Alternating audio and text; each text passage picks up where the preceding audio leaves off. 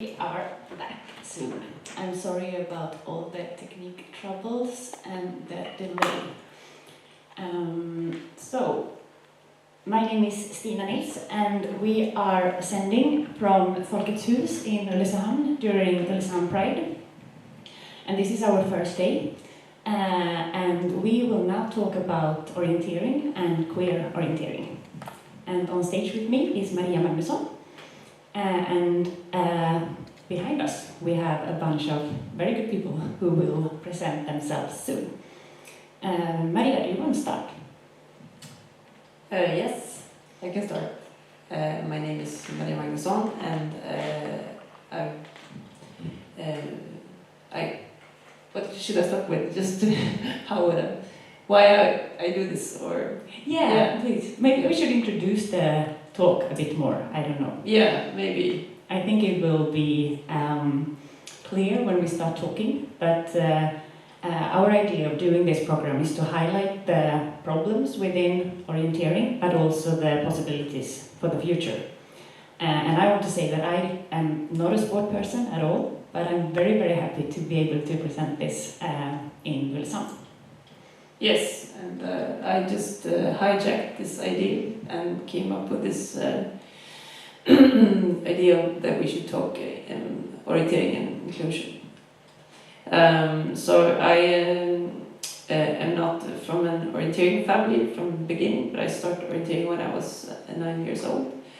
And I instantly fell in love with the sport and the forest, and I've been in the forest ever since, as you maybe can see on my legs and arms today. So when I was 15, I went to go to orienteringsgymnasium, so living in a pupil student home in another town, away from my parents. And then I moved to Göteborg and have pursued an elite career for almost 20 years, and nowadays I'm coaching and running for fun and trying to get as slow. I try to not be so bad. The best I can. Yeah, that's good. Yeah. Yeah, shall we leave the word to someone on Yes. the screen? Yeah, who wants to start? Maybe Mette would like to say something? Hi everyone. It's first of all, it's very interesting to be talking to an audience that I can't see. I only see myself and my co-participants. But hi everyone, both online and present at Folkets Hus in Ulricehamn. My name is Mette Robinson, and I work as a project manager at the Swedish Orienteering Federation. And I work with gender equality and inclusion in the orienteering world. And for those of you who are not that familiar with orienteering, the Swedish Federation consists of approximately 600 associations, and we have around 86,000 members. And we have 4 different disciplines: foot orienteering, mountain bike, ski orienteering, and trial orienteering. And we want, of course, that our sport should be open and accessible for everyone, with successful national teams, extensive number of competitions and youth activities, as well as activities targeting the general public. And every year, our member associations arrange around 600 competitions and major events that you might have heard of, like Tiomila and which is a 5-day event arranged every summer. And gender equality is a part of a larger initiative from the Federation that also includes para activities and inclusion of people in socioeconomically vulnerable areas. So my role is to explore how we can make orienteering more inclusive and create better conditions for more people to find their way into sports. And I work with 3 main tracks: competence enhancing activities, reviewing and adaptation of competition rules from a gender equality perspective, and striving towards a greater diversity and representation in decision-making bodies. So I'm very happy to be here tonight and be able to listen to your stories and create a lot of great opportunities going forward. Thank you, Mette. And you will also be the moderator of this talk together with me. Yeah? So, Tina, do you want to continue? Yes, so also hello to everyone. Indeed, it's funny not to see the public I'm speaking to. Yeah, so I'm actually speaking from Vienna, and it's a bit complicated with some places. I'm Swiss, and I used to be a Swiss elite orienteer quite some years ago. And I do have a very special relationship to Ulricehamns, so the town this event actually is taking place, because I was competing for Ulricehamns OK, so the local orienteering club, during the ages of 2003 until 2007. So I have never been in this special room, but I know the place, and so at least I have an idea where I'm talking. So yeah, and as an elite orienteer, I took place in quite some junior world championships. I think it was 4, and in some elite championships, world championships, there was 3, and also was a medalist in relay. And I retired from press at the age of 24, so that was back in 2007. And that's pretty young, as you might know or not know as orienteers, because most people compete until they are 35. And this early retirement or this early end of my career is also related to questions of sexuality and to my queerness. Yeah? But I was very silent about these issues back then. And it was only very recently when I started to talking about being queer in sports, and in particular in orienteering. And so, yeah, and today I'm working in academia, and it's also quite funny that I was taking part in a conference. I'm going to speak in a conference today and tomorrow, which is about queer people in academia. So I'm swapping context, but actually the problems seem to be the same, that queer people are still challenged in structures, both in sports or academia. So I think there's some more to say, and we're going to have a talk tonight about this problems and struggles and issues. Thank you very much. And then we have Samuel and Tarja in Finland. Yes, hello from Finland, 10 points here. Yes. Thanks for invitation to this conversation. This is very important. And as we know, Finland has always been right ahead, and Sweden a little bit ahead of the time, like this conversation. My name is Samuel. I'm 38 years old, trans man, which means that I've been born in woman's body. But 2015 I changed I start my transition, and it's already fully completed at the moment. I've been competing in ski orienteering, in junior championships. My best results was 3rd in 2003, and I have 2 gold medals in biathlon orienteering, and the latest is from 2015.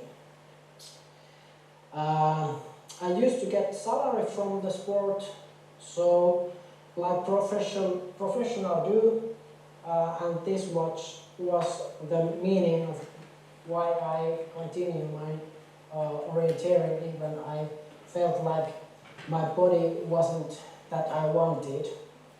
So through back junior years, I wonder if someone let know my sexual orientation. does it make me obstacle to get the Finnish team or something like that? So I decided that I have to win all the selection races, that they can't they can't let me out like that.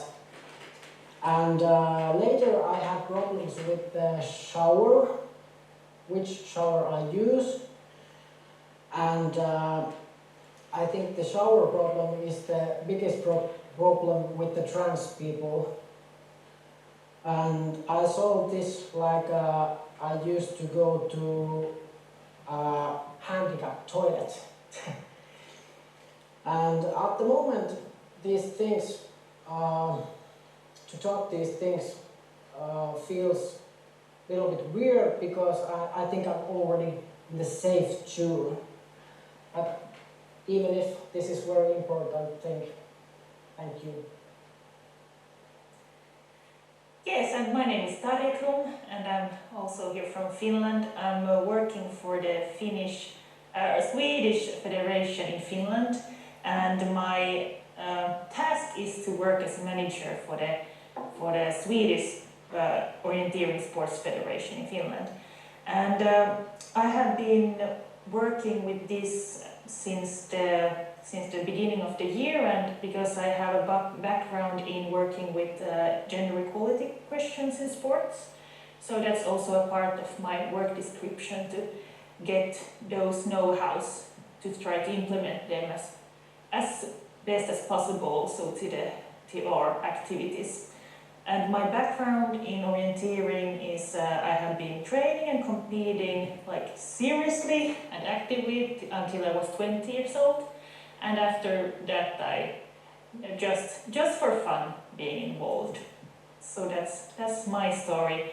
But really, I'm really glad to be taking part of this discussion today, and it's a really, really important topic that we have in orienteering. Thank you very much. I don't know where to start, but I think we should start with how do you talk about queerness or LGBTQ issues or questions within orienteering? Like, do you have any examples? I know, like, before this talk we have been talking about this a lot, but I think the audience can need some more bits and pieces about how you talk about it within the sports, or what do you see in the sports, in the orienteering. Should I start? Yep. I would say we don't talk about it that much at all. I think that is part of the problem, that we are very, very, we have a quite homogeneous group in orienteering that is white, middle-class, heterosexual, academic group of people, core families, and this is like the majority of all orienteers. And the sports, it's like inherited from your parents in generations. And the problem with this group is that it's also see itself as quite enlightened or and open, and therefore not really understanding that this is a problem, that these are just the people, that there's so few outside this norm actually participating in orienteering, or they disappear on the way up through youth. So I think just having this discussion is like the first step, but we need to also, I think, like all orienteers need to look at themselves and like start this change there, because I think yeah, I have a lot to say, but maybe someone wants to say. Yeah, do you have any responses on that? I think we can also talk a bit more about the enlightened part, like, yeah. But do you have any responses so far? People on the screen? Yeah, Tina. Yeah, maybe I just go on because you mentioned, Maria, that people disappear from young people, young queer people most of them disappear when they're maybe teenagers because they feel like, well, orienteering is maybe not the place for them, right? And so my personal experience is that I stayed within the sports because I was always considered to be too good or too talented for, you know, I was just meant to be the super talent of this time from Switzerland, and kind of have to follow the steps of this career, right? And so that's probably one of the reasons why I'm finding myself in this particular position, that I was very much into the structures of orienteering as a queer person, right? And not having any other queer persons around me. And so, to answer the questions you asked in the beginning, Stina, so I think, I did not talk at all about the LGBTQ issues in my active career. So that was not, I don't think I had a single conversation about it. And yeah, so that's quite remarkable. On the sad side, I would say. And I think it also shows how important it is to talk now about issues, or bring them up at least now, right? And I was thinking, well, maybe that's the first public event dealing with LGBTQ issues in orienteering ever, right? We don't know exactly. It's quite likely, but that's nice. Yeah, and I think for my part, I have like always been open with my queerness or sexuality, and somehow I also that had like put this responsibility, I feel, on my shoulders to be the representative of all minorities, and I think that is also the problem when you have a sport that everyone seems to be open. I mean, in Sweden we have, like, most of the people, they don't have a problem, or what you say, with LGBTQ people, or but still it's up to us that are like a very small minority to talk about these issues and like push these questions forward, and so that has been why I wanted to talk to this, and like put on the responsibility on the ones in power, because I have experienced when I have to like speak up for other persons or maybe not persons that actually exist, but just the fact that people are like saying stupid stuff or doing like things that could affect someone that could be gay or something else, and when it should be the other way around, the people in power, the people that actually are the majority, the norm, should have my back. Yes, they should, of course. Well, so many questions in that. I just want to let's hold on to those, and also ask Samuel, what do you see from this? Like, how do you talk about it? Like, I think Mette and Tarja, you talked a little bit about what you do, so maybe we got a picture from like that you talk about it within, like, from your profession. But Samuel, what do you see? The sound is a bit unclear. If it's did you mean us too?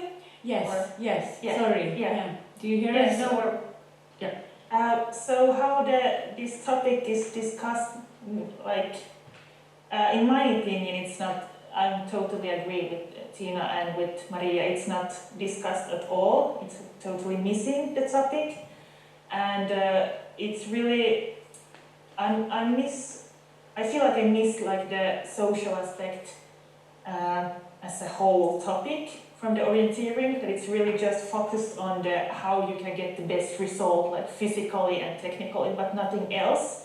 So I think everything around like LGBTQI, these discussions about harassment, respect, like inclusion in orienteering, it's totally like it's a discussion that's not on topic. And also what we have seen on the field when we are trying to educate people in orienteering in these topics. So sports clubs think that they already have the diversity because there's the age topic. Like we have so wide how the age, how people can participate in orienteering. So that's why people already see that we have this everything with gender equality and everyone is included and so on. So people don't see these things that can exclude people from being involved. So that's one problem I see in orienteering, that we are so focusing on the age and that we have a diversity there, so we don't see anything else and all the other groups that are excluded. But do you want, I can translate for you. Okay, yes. Thank you very much. Is that part of the enlightened thing that you were talking about? Like the thing Tyna talked about now, with like seeing the diversity in one aspect, but then, I don't know, maybe using it as a cover-up, or not speaking about more, or not seeing more? Or is it two different things? No, I think it's probably one factor, but I think most of the problem is that like the self-depiction within orienteering is that we are open. What is the problem? We are open. Everyone can participate, and we have open classes. I mean, you can choose an open class. If you don't want to run in men or women, you can run in an open class. And somehow that puts like a cover on everything, so we don't get further.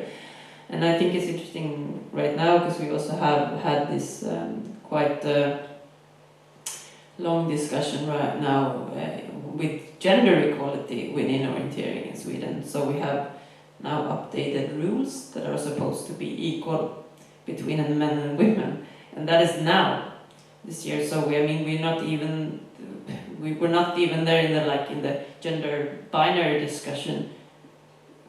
So we haven't even started to touch on the subjects that are non-binary. So I think there's a lot to discuss and a lot to do, and I think we need to take this like enlightened attitude off and take a step back and see, and really look into ourselves and see that this is making us passive, and we need to be active. We need to have an active work for inclusion. It's the same with anti-racist work and everything, because we also have we are not a very diverse sport in a lot of aspects, but we have a lot of possibilities. So, yeah. So that passive inclusion can also be some kind of active exclusion. Yes. Yeah. Okay. Thank you for all your words about this. Do you have any ideas? Like now we said, yeah, we can talk about it. We can start with this talk. That's a good start. What else can we do? Have you been thinking about it? Like, how can we work with these questions? Now, like, just talk. Yes, I could. I think it's really important that we are cooperating with organizations like RFSL, who have the expertise in these questions, so that we get the knowledge, and if we can see how we're excluding, how our structures are excluding, then maybe someone else can help us to see and highlight the problem. So I think that's really important to get to cooperate with organizations who are expertise, and especially outside sports also. I think that's one thing, and also of course educating people in the federations, staff who are working there. It's really important when doing the rules and doing all activities, and have this topic in all areas in the federation's activities. And also the change has to come, it's important that the change comes up from up and then down to the field, so that if the change and the work doesn't come from the federation, we can't get it down to the sports field. Excuse me. I totally agree with you, Tyna, and I think that we have to work from several different angles at the same time. We have to work with both cultural changes, like how we talk, how we perceive people and include them in our community. And we have to work with structural changes, like the competition rules, like hit it when it hurts, so to speak.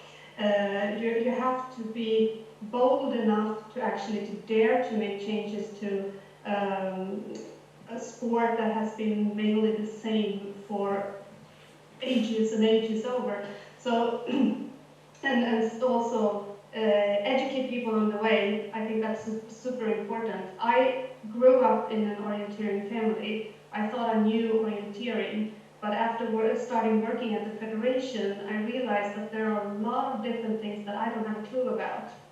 And I'm constantly learning, and I'm constantly listening to the people around me that knows more about different topics, everything from how to create an app to how to arrange a big event and how to include people in the club training. So that it's so easy to just take your own perspective and say that, okay, I know how this thing works, but you don't. And we have to be humble enough to acknowledge that we don't have all the knowledge within our own group. And that's why I'm so glad that this talk is taking place, because you are the experts, and I'm very keen on listening to what would actually make a difference from your perspective. What would be the first thing that you would change if you were in charge and could do anything in orienteering? Yeah, Tina. Yeah, so I'm not going to answer this question straight away. And I think it's probably will stay with us for another while. But I just wanted to double what you have said, Mette, on your analysis, or maybe add something to that. I find it very striking how much the whole world is working on those technical aspects, right, of how to facilitate an orienteering event and just tackling all this very practical things. But when it comes to make changes on a different level, and that's the social aspects we already heard about, and so then it felt like there's a huge resistance towards this, right? And it's something like a weird mixture of non-engagement with those questions and confusion and hostility, yeah? And so that's, to me, this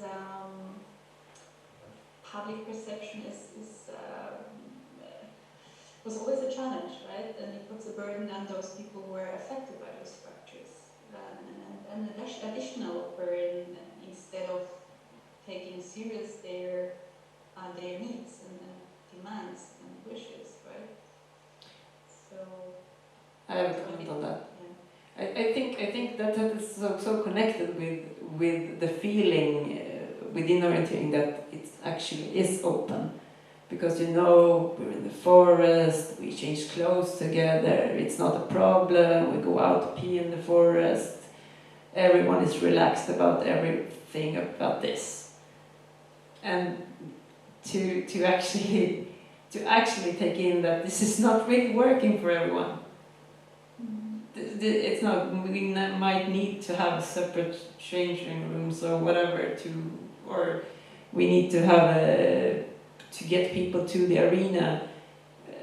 I mean, everyone doesn't have a car or a core family to go with. I mean, there's so many layers here where we take so much for granted and say, yeah, it's so open and inclusive, but it's actually not.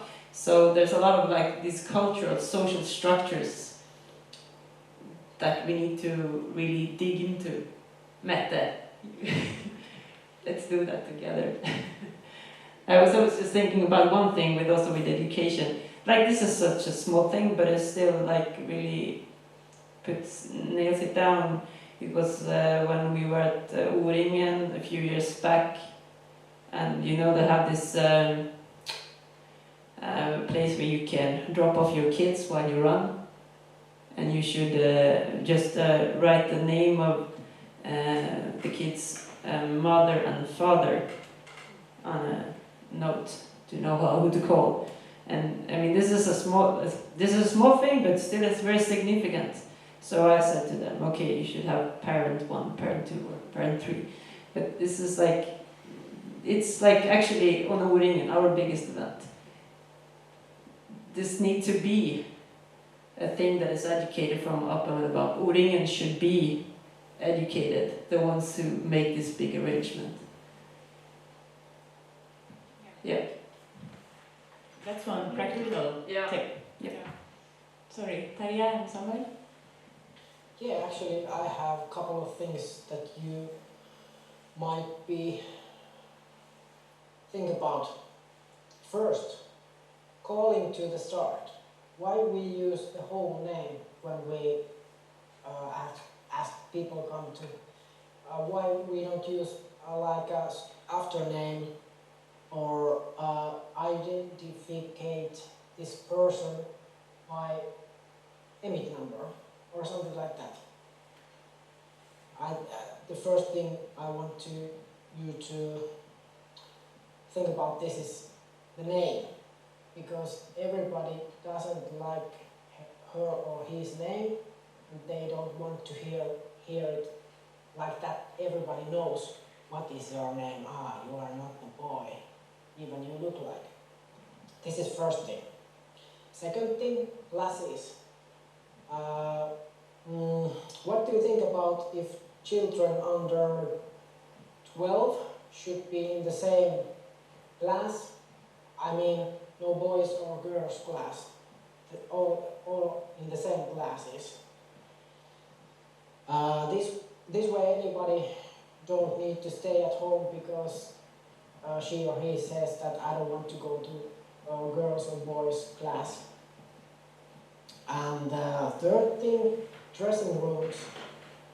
Actually in orienteering that's not so big problem because everything happens surrounded by the nature. Everybody changes their clothes there, but what about in the winter time? You can't go to the car to change your clothes. And after that, if you want to go to shower, especially the trans people, they have to think which one I use or use anything. I wonder if the solution for this might be shower cabin or something. And the fourth thing in my list was modules orienteering. I don't know what is in English. Motionsorientering. What is it in English? I don't know. When people goes to orienteer. Well, when you do orienteering but you're not competing, you just Yeah, exactly. Yes. Creation, basically. Yeah, there's everything goes well because you can choose your route, which one you want to take. You don't have to say your name. You can be like Donald Duck. And the results, if you don't want your results on the list, you can say, I don't want it, and it's not a big problem. So why here everything goes so well? These are one of things. I think that every child should have a hobby, and I want that orienteering is not a problem for any kid. Yeah, and my observation on that is that I think that most of the associations, at least in Sweden, they have inclusive trainings. Like you don't separate the boys and the girls in the training sessions, but then we have a very strict structure when it comes to competition that doesn't really mix very well with the training situation. Because in the training situation, you mix both the genders and the ages, depending on where you are in your development of orienteering skills, and the technical and the physical part. So those groups can be quite, well, you have a lot of different people in the same group. But then when you go out to a competition, all of a sudden you're being forced into a system where it not only your gender is divided into just two different, but also age-wise.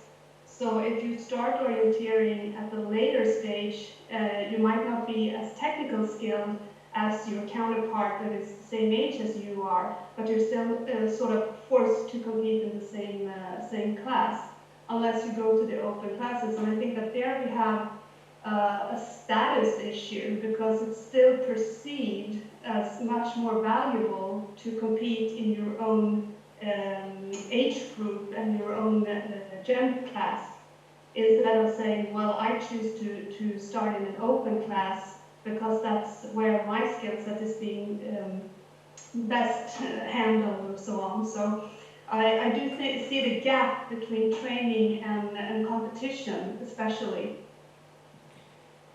Yeah, and I think like for trans people, that the Swedish gymnastics federations that updated their competition rules now, that so you can choose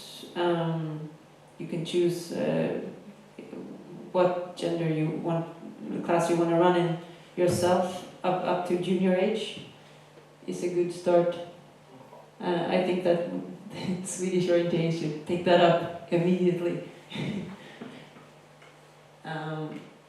But yeah, more of that. But I also, I hear you, Mette. I think also that's the problem, that we open class is not the real class.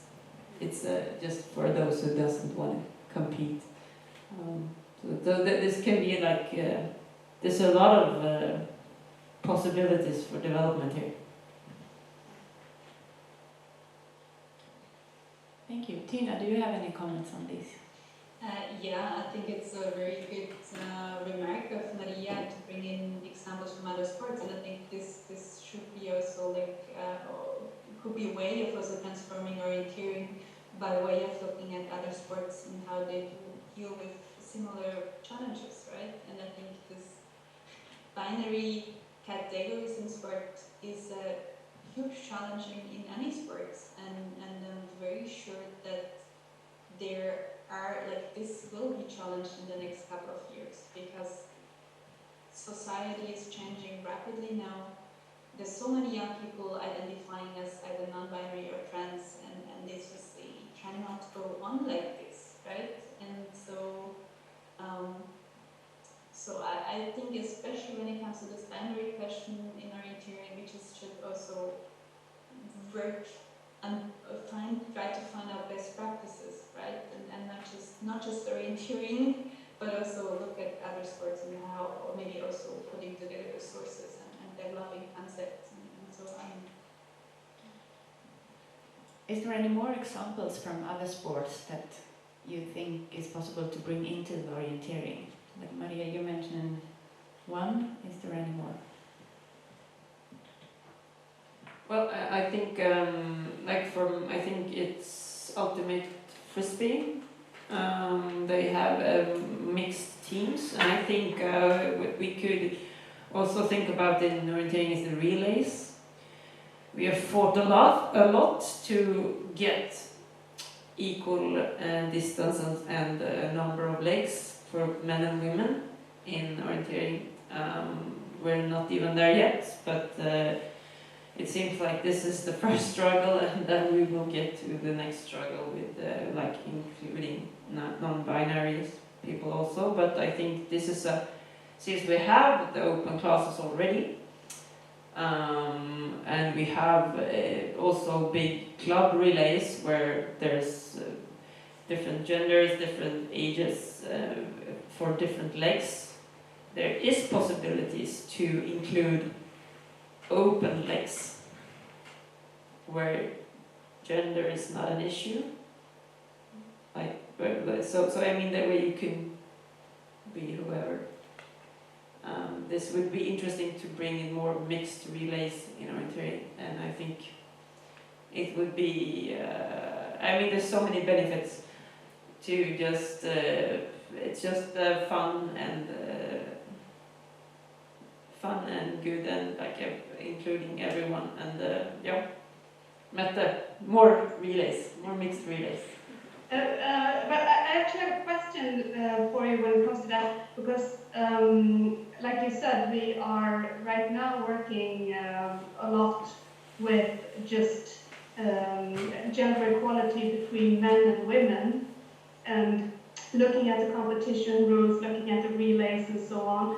And I'm just wondering if we are sort of stumbling upon ourselves, trying to make things as equal as possible within a very traditional conservative structure. Are we sort of göra oss en otjänst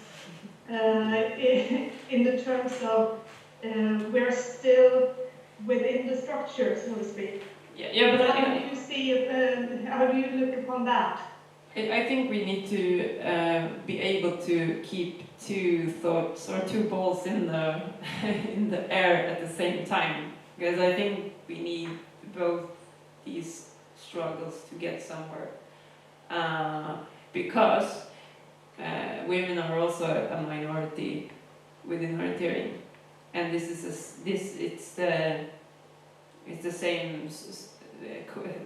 same struggle. Like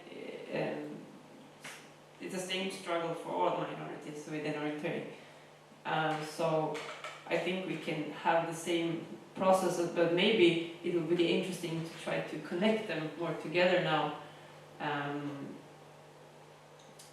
So we could, the different struggles could benefit from each other. Maybe I should take a break. Someone else can talk. No, but I think this is really interesting. Because I can see within activism that it quite often we start with like one step and then we should take the next one, but we never get there because it's so big questions. So I'm thinking a lot of like the intersectional perspective and how to actually work with that, like proper work with that. Because I think it's easy to say, no, it's not easy, not an easy word, but it's easy to say that, yeah, we should look at everything at the same time, but we don't. And this thing with taking one step and then never coming further, that really irritates me. And I think it's a trap. I don't know if this is provocative, but I see it as some kind of trap.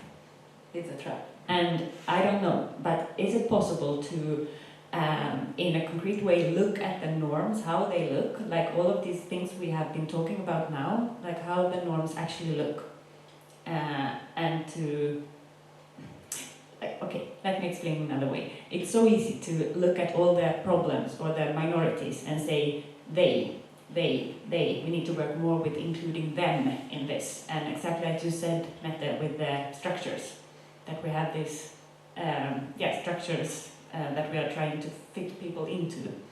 But if we instead look at the structure and try to break it, is that possible? Do you understand me? I'm really, my head is a bit messy for a state of pride. Did you get anything of that? Tina, you're the academic here. Yeah, come on.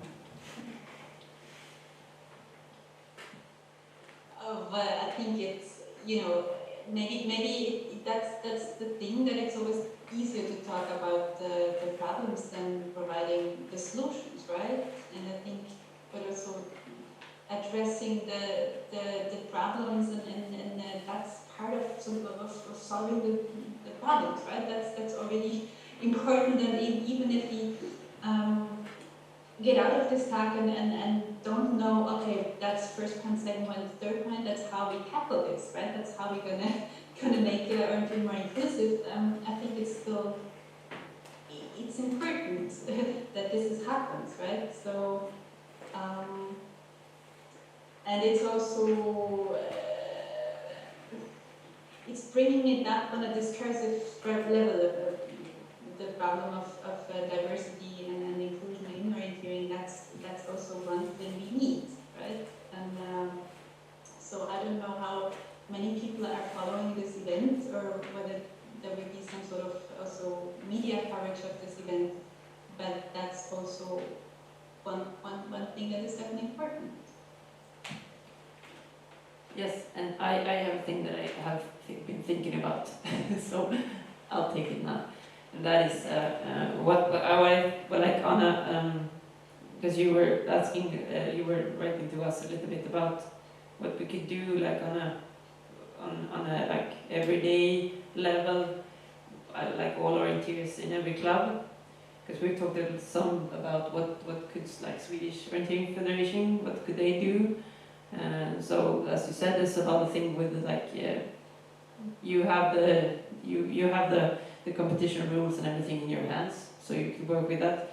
But I think, like, a message I want to send out to all the people watching this is, we need to actually look at what we are focusing our energy on, because it's very easy to give our own kids that are already in the sport, like in these poor families, the energy on the trainings, and talk to them and making sure that they stay in the sports.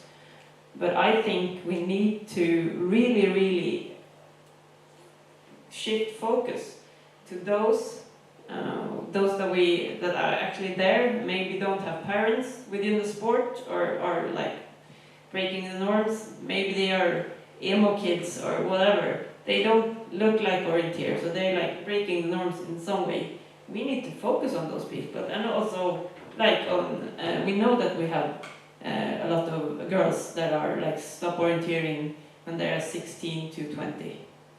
Like, we need to have put double as much energy into those. Like, that is a really, really simple thing, but also hard to do, because a lot of us, we don't see it. We don't see it. We push those who are and give positive feedback to those who already are, like, good and talented, that are in the sport and have parents within the sport, and it's like this ongoing process with the same people staying in orienteering.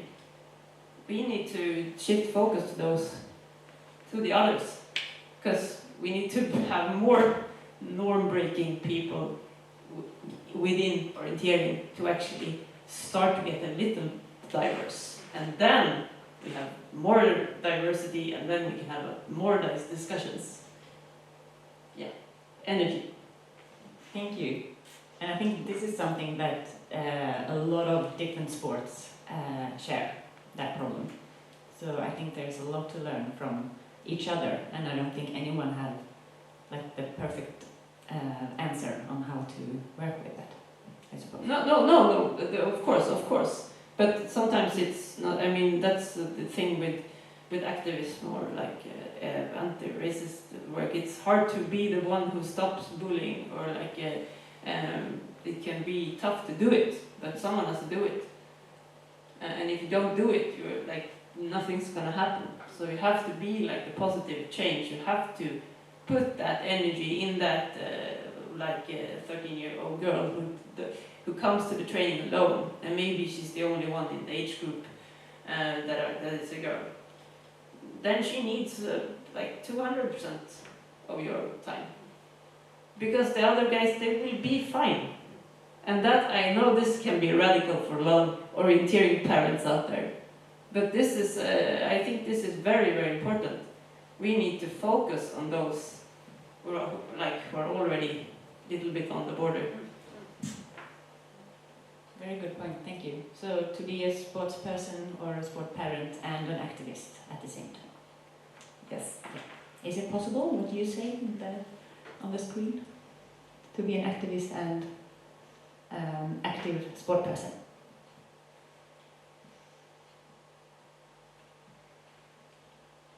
But I think Maria has a very valid point when it comes to a critical mass, because in the pre-talks to this event we talked a lot about that. How can we be more inclusive without asking the few people that actually dare to come to us to be a representative not only for themselves as an individual but also for a community or for all minorities. and excuse me, and to actually change that, I think that we need some help from those who are considered being the norm in the sport. We have to act as role models, we have to act as good examples, and we have to both listen and see all the different individuals in a group.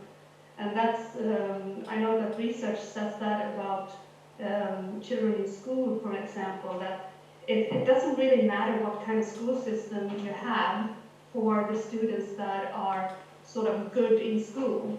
They can survive in any surrounding, more or less. Don't take my exact wording for it, but it's for those who are on the verge of dropping out, of falling behind and so on, that it will actually make a real difference if you have a safe and the supporting environment around you. And I think that goes for sports as well. The kids with the drive and the support from their own families or from the people around them, they will make just fine. And the ones that lack that, those are the ones that we have to sort of support extra and cater for. Thank you. Tina, I think you were about to say something. Yes, I kind of lost my thought already, but I think it was related to this the question of the weirdo kids. Let's put it like this in orienteering with the non-breaking kids, which of course not only what could be all sort of non-breaking, which also think of people of color, because orienteering seems exclusively white. At least it was back then when I was active, so I hope there has been some change in this regard, but actually I doubt, right? But I think that this position of the norm breaker and not fitting into the stereotype of an orienteer or a sports person is very challenging, right? I mean, I completely agree with you, Maria, that there needs to be put energy into those people. But I think also it is difficult because as long as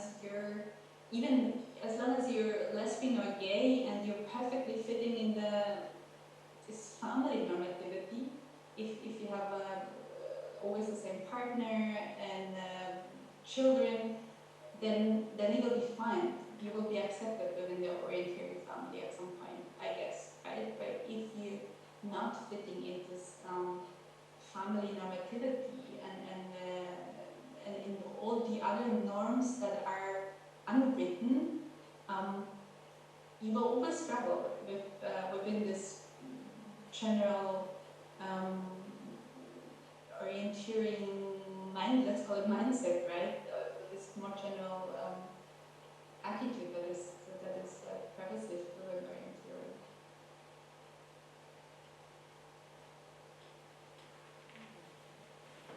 I do agree. Yeah, and I'm thinking about the things you talked about, Mette, like how to work with representatives and or representatives. Is that your word? Like people representing a group or however. Tarja and Samuel and Maria, do you have any more thoughts on that? And Tina, of course. Like how not to do that. Sorry, I was thinking about the breaking norms, and we should try to get the orienteering people and people who follow orienteering to widen their mindset about what kind of people we see in orienteering. For example, in the communication, can we use more diversity in the pictures, like when it comes to age, functionality, color, etc. So it would be like in that way also to get people used to seeing different kind of people in the sports. And also, if we want, it would be really important to get different kind of role models.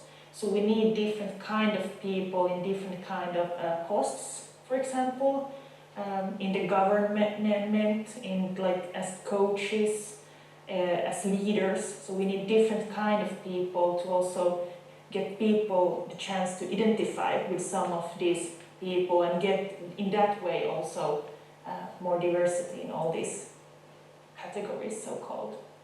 So that was I thinking about breaking the norms and making them also wider.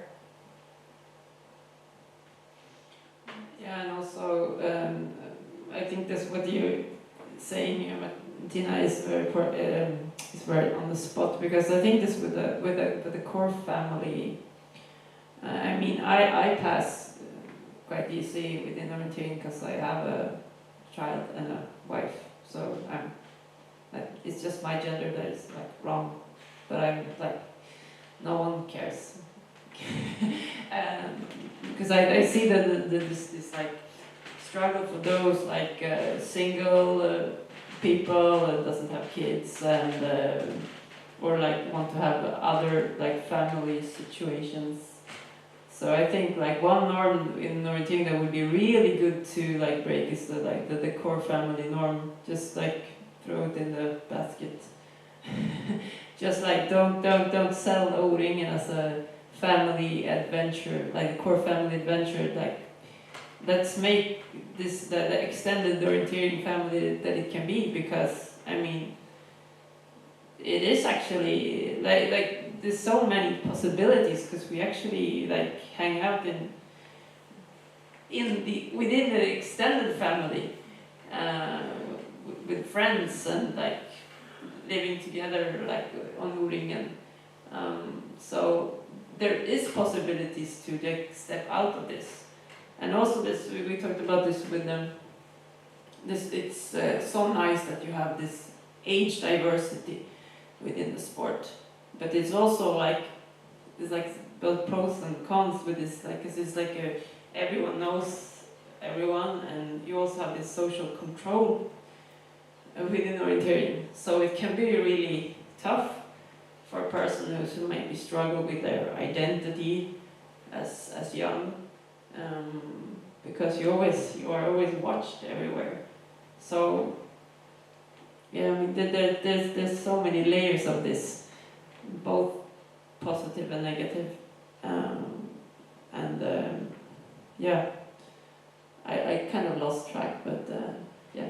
That's okay. Thank you very much.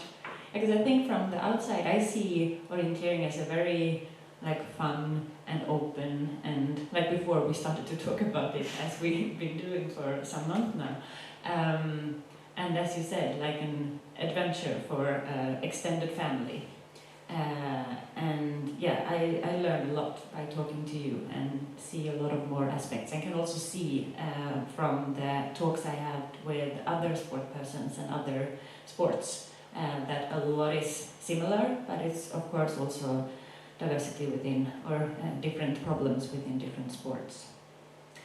And I just want to say that we've been talking now for a bit more than 1 hour, and I would like to continue for some more time, but I think maybe the audience is getting hungry or tired, I don't know. But I think we should start to round this talk up. Or what do you say?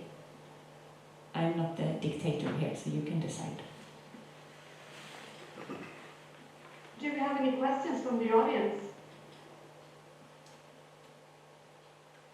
Do we have any questions? When is the time to talk about it? You wait, what age?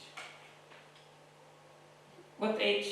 Is it whether we can know which age is You can take it in Swedish. Vilken ålder är bättre och svenska kanske? Vilken ålder är det bäst börja prata om sådana här frågor? Eller ska man ta den äldre över 20, eller ska man ta det på ner åldern, eller ska man prata om det på ett träningspass, prata om frågorna, eller vilken ålder ska man gå ner? So I think the question is, like, in what age is it a good time to start talking about LGBTQI within sport with kids? Yeah. Yeah. What do you say? Do you have anything to say? I think it's good to just don't have any prejudice about gender or anything from the start. That's my practice anyway as a coach. Just don't have any presumptions about people and what do they who they are or what they like. Just listen to them. I think that's very important, to listen to kids and just be open-minded and don't put any norms on them. And that can be hard enough to just don't do that. I totally agree. I think that kids are much smarter than we give them credit for, and it's very seldom a problem for a young child.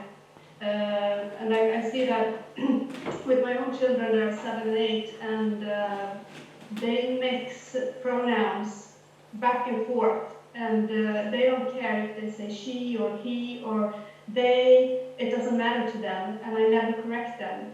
And that's upon us as grown-ups. Why should I?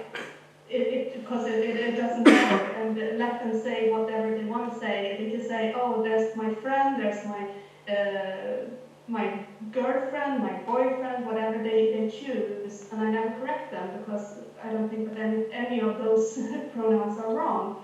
And I think that that's one thing, that if you just let the children see that there are different people and that everyone is welcome and everyone is included, and some people can do this and some people want to do that, and it's just everything is normal to them. So I think that it's rather a question that you have to ask yourself when it comes to trainers and the supporting system around the athletes.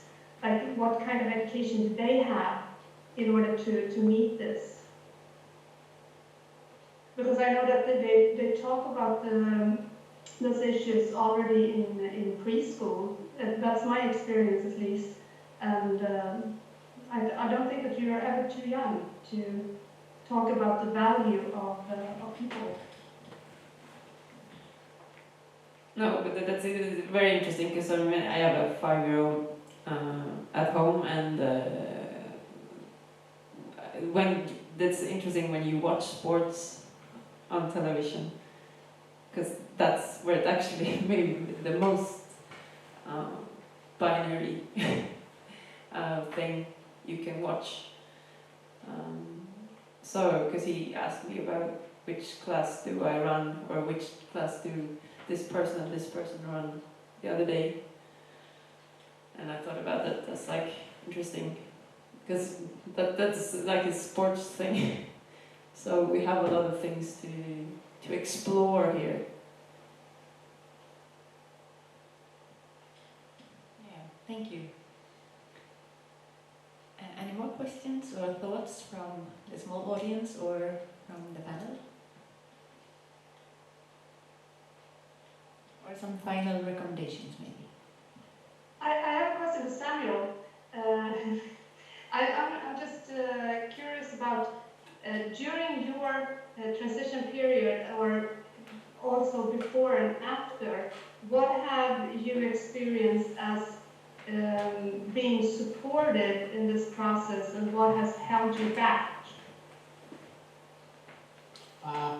Actually, I finished my career when I decided to change my sexuality. So I was away that time and take my own time.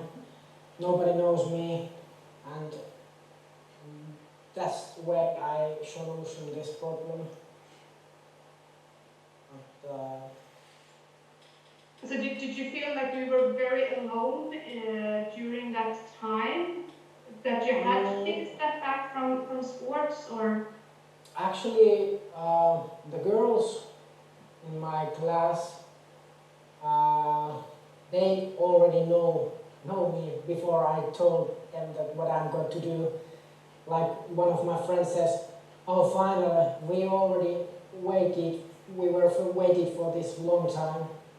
So I don't know. I have two personality, like me, like I'm now. I was at home, and I have other personality in the like in the work, and if I have some sponsor meeting, I have to change my personality. That I'm something else that everybody expect me to be, like. But so that's why I didn't felt like I was alone, and it's hard to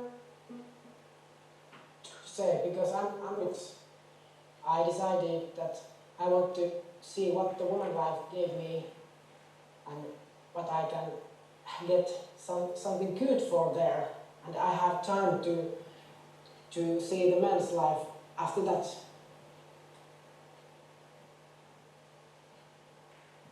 But considering that remark that your team members did, that okay, well, finally we have been waiting for this. How did you experience getting that reaction, or is that something that you, Maria, and Tyna also has faced, that people sort of have known but not said anything? Maybe How does that affect you? Yeah, it was relief somehow that it's okay that everybody think that for me that it always should be like that. That I'm welcome whoever I am, like that. Yeah. Before this transition, I have girlfriend, so it's not so big deal. But everybody thinks that I'm lesbian, but I never felt like lesbian. And that was, sorry for that, but that made me angry if someone asked me from the train, he was drunk, but are you girl or boy? That was the question. I was very angry that someone see which I am actually. He knows that I was there in the girl. Yeah. Anything else?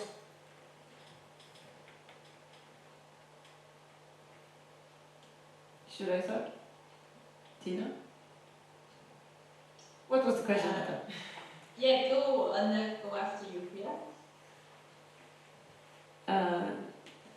I was sort of taking control of it myself because I, like as I said, I was quite, I was quite open with it when I was at the orienteering gymnasium. But the interesting thing is what you mentioned, the method that is when people say they know, like all the time and everything.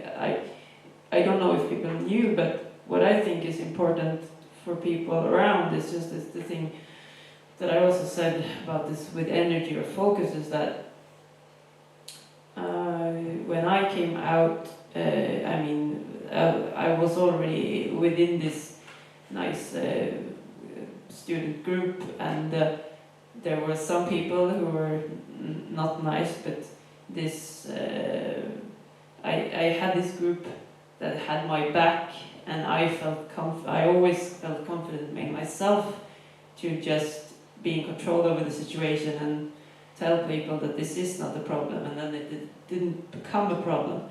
But what I want to say is that you shouldn't have to be in that position. You should have, like, we try to like put the responsibility on heterosexuals or the people within the norm, because you have the power here. You have the power to make this environment comfortable for everyone and inclusive for everyone. And if you want to do that, you should be proactive and have this person's back already before. Yeah, and learn how to be a good ally. Yes. Yeah, for real. Yes, because then I think it would have made a change if I didn't have to be the person telling everybody that this is not a problem. Like you say, if the people that went in the 3rd grade had told the other people in the 1st grade that had a problem, if they had told them to say, this is not a problem, instead of me having to do that, this would have solved very quickly. And then the same thing you can do this as a team leader or as a coach or within our orienteering club. If you are a youth leader or anything, a national team leader, you have to look at your position and see that you have power to make a change here and be a role model and be proactive and be an ally. This is very simple. So simple and so hard, obviously. Tina? But yeah, maybe I should say at some point that I think there's also a big difference between the culture. I mean, it's kind of big difference and no difference between Sweden and Switzerland. But I think to us, Swiss people, in any regard, Sweden has always been like, progressive, very progressive in terms of gender equality, but also when it comes to LGBTQI issues. And so I think this is also valid for orienteering. So I think for me, in this conservative Swiss orienteering world, it felt impossible to come out as a young pretty successful orienteer. So at least I did not come out. And if the question is how did my colleagues react to this,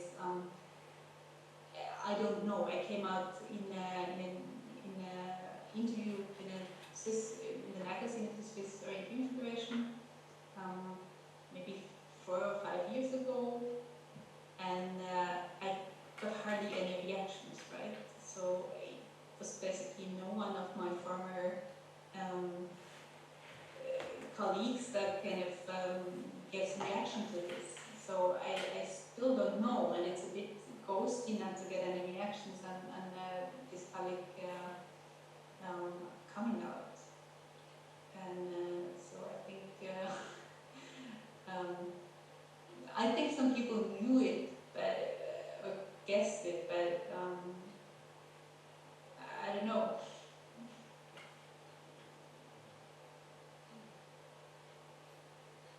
Did that feel empty? Like coming out and not getting reactions? Sorry, what was the question, Stina? I did not hear it. Sorry. Like it sounds like you felt like it was an emptiness, not getting the reactions you maybe thought you would get, or?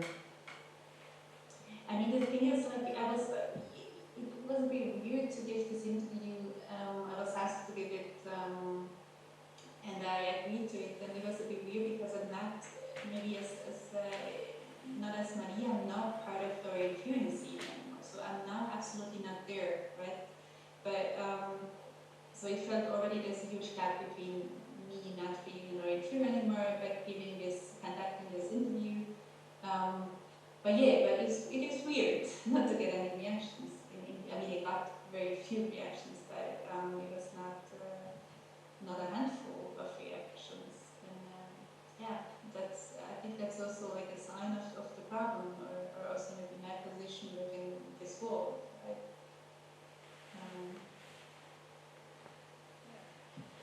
I'm just reacting on the silence, because that's always like a big part, and maybe we talked about it in the beginning a little bit, like with not talking about the problems, or that's the biggest problem. So yeah, we're back at that, like the silence.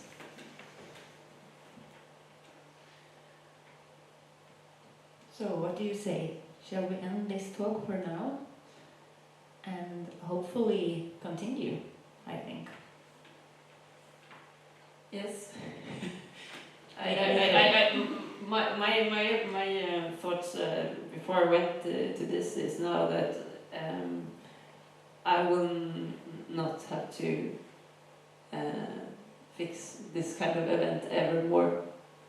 I will put this responsibility on the Swedish O Federation, and let's start there.